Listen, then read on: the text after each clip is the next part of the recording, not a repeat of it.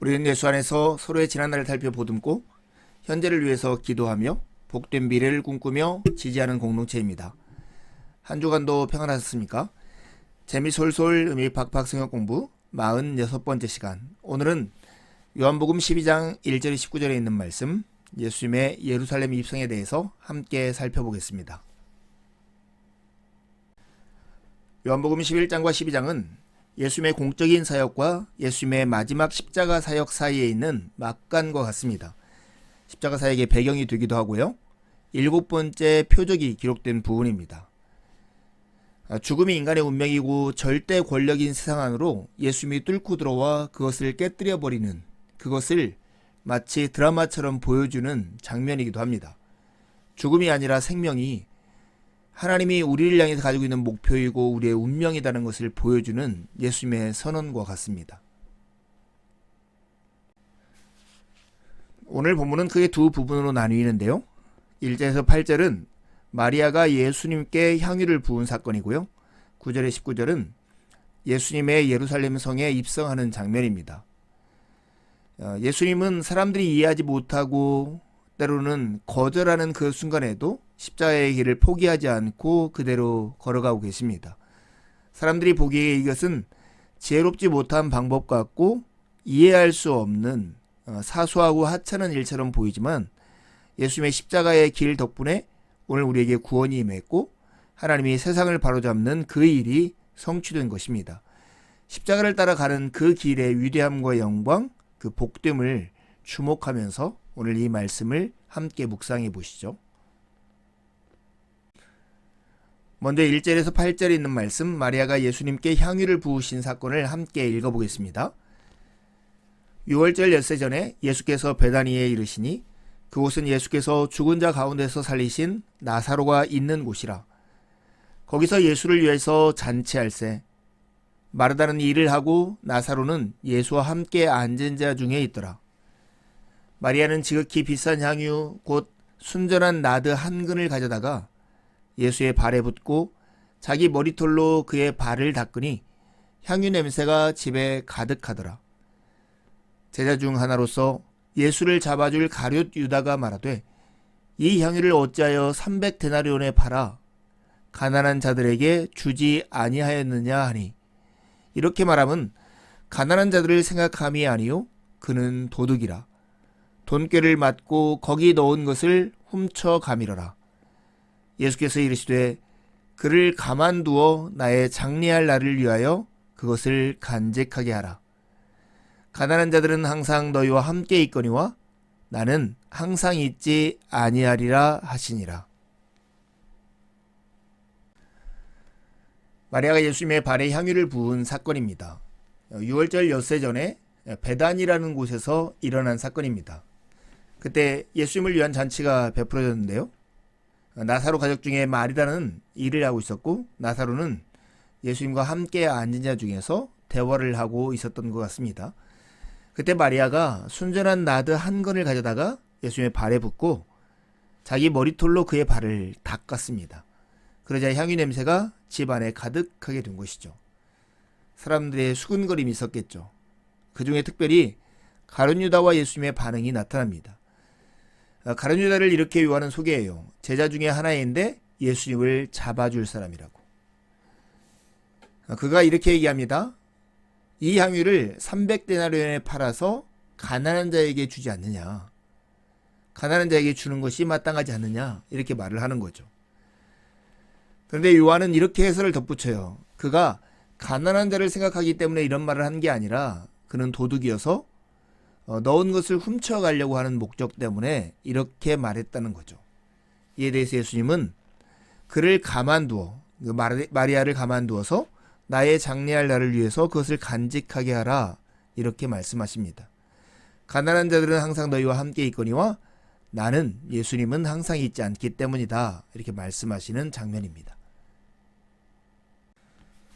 예수님께 향유를 부은 이 사건은 사복음서 모두에 언급될 만큼 초대교회에서는 아주 중요한 사건이었습니다. 그런데 마태, 마가, 누가, 요한복음이 그 기록하는 내용들이 조금씩 다릅니다. 마태복음과 마가복음은 이것이 일어난 장소가 베다니 나병 환자 시몬의 집이라고 소개합니다. 그리고 향유를 부은 사람을 한 여자라고만 소개하죠. 향유를 부은 곳도 달라요. 발이 아니라 머리에 붓습니다. 순전한 나드 한 옥합이라고 하는 것은 같고요. 누가복음에서는 이것이 바리새인 시몬의 집에서 일어난 사건이라고 소개합니다. 그리고 그 향유를 부은 사람은 그 동네에 죄를 지은 한 여자라고 소개하고요. 이때 향유를 부은 곳은 발이었습니다. 오늘 요한복음은 단순히 일어난 장소가 베단이라고만 소개하고 이 향유를 부은 사람을 마리아라고 소개합니다. 마리아 역시 향유를 발에다가 붓죠. 여러분, 나드 한 옥합은 300데나리온의 가치가 있는 것이었습니다. 1데나리온이 그 당시 인부들의 하루 품삯이었으니까 300데나리온이라는 것은 1년의 연봉과 마찬가지겠죠. 그래서 연봉이 3천만 원이면 이 나드 한 옥합의 가격은 3천만 원이라고 볼 수 있습니다. 아무튼 어떤 장면에서는 향유를 머리에 붓고 어떤 장면은 발에 붓습니다.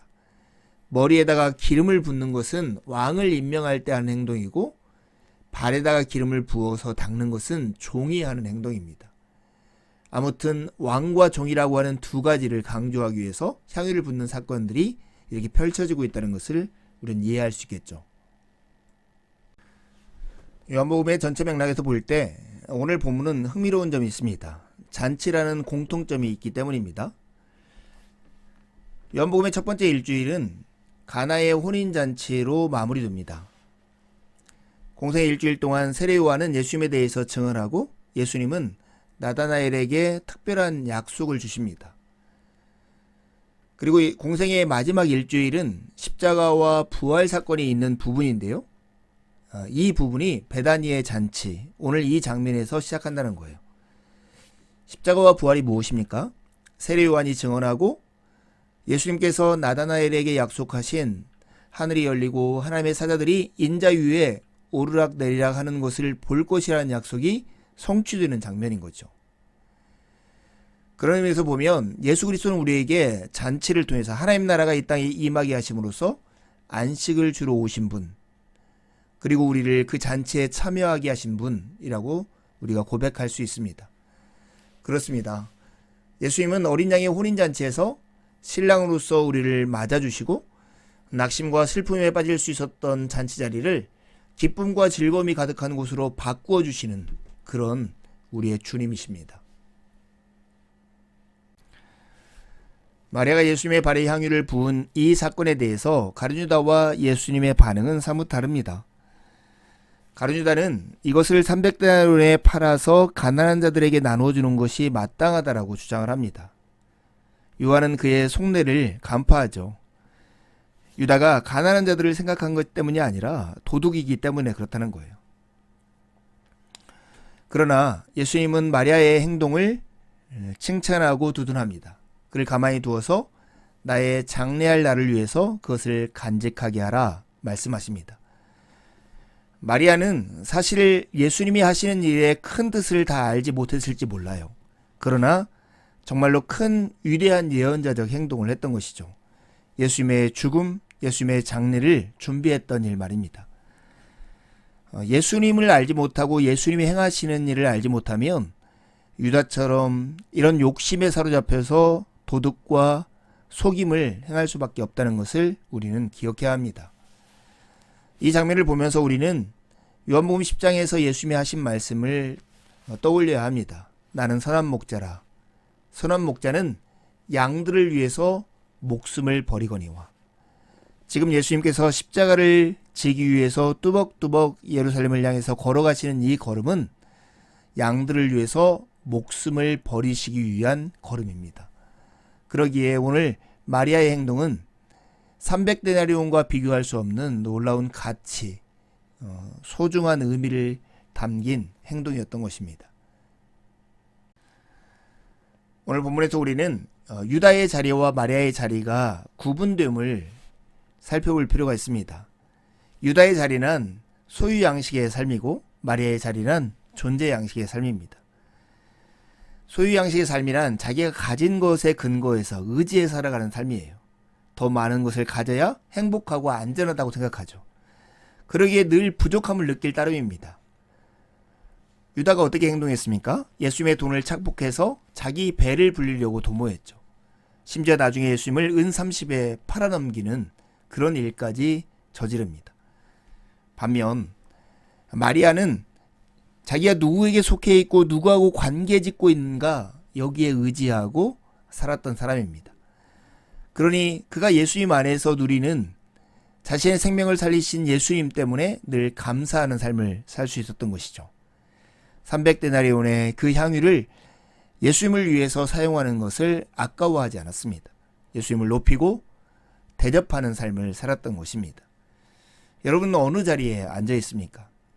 하나님은 우리에게 때마다 일마다 우리에게 필요한 것들을 주시는 우리의 하늘 아버지십니다. 하나님이 이미 우리에게 주신 그 은혜를 아는 사람만이 오늘을 감사하며 살아갈 수 있는 힘이 있습니다. 바로 마리아의 자리에서 말이죠. 잔치를 마치고 예수님은 예루살렘으로 입성하십니다. 9절부터 19절에 있는 말씀을 함께 읽어보시죠. 유대인의 큰 무리가 예수께서 여기 계신 줄을 알고 오니 이는 예수만 보기 위함이 아니요 죽은 자 가운데서 살리신 나사로도 보려 함이로라. 대제사장들이 나사로까지 죽이려고 모이하니 나사로 때문에 많은 유대인이 가서 예수를 믿음이로라. 그 이튿날에는 명절에 온 큰 무리가 예수께서 예루살렘으로 오신다는 것을 듣고 종려나무 가지를 가지고 맞으러 나가 외치되 호산나 찬송하리로다. 주의 이름으로 오시느니 곧 이스라엘의 왕이시여 하더라. 예수는 한 어린 나귀를 보고 타시니 이는 기록된 바 시온 따라 두려워하지 말라. 보라 너의 왕이 나귀 새끼를 타고 오신다 함과 같더라. 제자들은 처음에 이 일을 깨닫지 못하였다가 예수께서 영광을 얻으신 후에야 이것이 예수께 대하여 기록된 것임과 사람들이 예수께 이같이 한 것임이 생각났더라.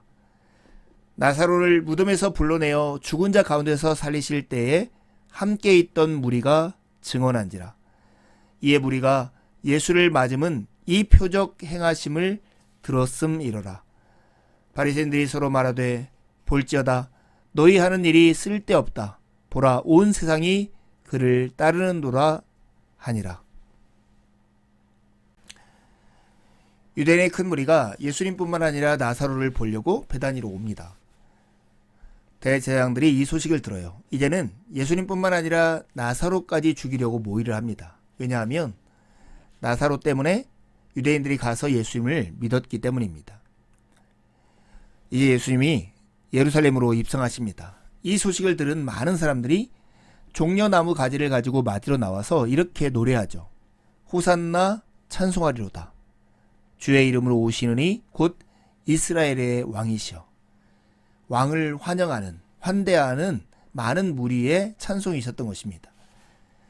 그런데 예수님은 백마를 타고 화려한 복장을 입고 이 성에 입성하는 게 아니라 어린 나귀를 타고 들어오십니다. 이것은 구약의 예언을 성취하는 사건이었습니다. 많은 무리가 예수님을 이렇게 맞았던 것은 이들이 예수님께서 죽은 나사로를 살리신 그 표적 행하심을 들었기 때문이었습니다. 그러나 이런 무리들과 다르게 바리새인들은 다른 반응을 보입니다. 자포자기한 심정으로 너희의 하는 일이 쓸데없다. 보라 온 세상이 예수를 따른다. 이렇게 이야기합니다. 예수님의 예루살렘 입성은 유월절과 수련절이라는 두 가지 명절을 하나로 묶어서 예수님이 누구이시고 무슨 일을 행하려 하시는가를 우리에게 잘 보여줍니다. 세례요한의 고백처럼 예수님은 세상죄를 지고 가는 하나님의 어린 양이십니다. 십자가는 하나님의 어린 양으로서 우리를 위해서 피를 흘리시는 사건인 거죠. 그런데 예수님이 이 예루살렘 성에 입성할 때 사람들이 종려나무 가지를 흔들고 호산나 찬송하리로다 이스라엘의 왕이시여 라고 고백하는 것처럼 예수님은 자기 땅에 오신 왕이시고 메시아이십니다. 이 두 가지가 하나로 묶여지는 사건, 이것이 바로 예수님의 예루살렘 입성입니다. 왕이 어린 나귀를 타고 입성하는 이 장면은 구약의 예언의 성취일 뿐만 아니라 이 두 가지 모습, 왕이신데 하나님의 어린 양으로서 십자가를 지시는 이 사건을 잘 조화롭게 보여주는 사건이기도 합니다. 제가 주님이라고 하는 한자를 이렇게 이해해 봤습니다. 왕이 되시는데 십자가를 통해서 왕이 되신 분, 이것이 바로 예수님의 모습이고 우리의 주님의 모습인 것입니다. 은혜의 주님 오직 예수, 그분만이 십자가를 통해서 우리의 왕이 되시고 우리를 구원하실 유일한 구원자이십니다. 예수를 알지 못하면 세상에는 악만 남습니다. 하나님 없는 인생은 부족을 느낄 수밖에 없죠. 부족을 느끼면 욕심을 내고 이웃의 것을 탐하게 됩니다. 힘이 있으면 폭력으로 빼앗고 힘이 없으면 속임으로 빼앗습니다. 이와 같은 세상에서 우리는 예수 그리스도를 보여주는 빛으로 부름을 받은 사람들입니다.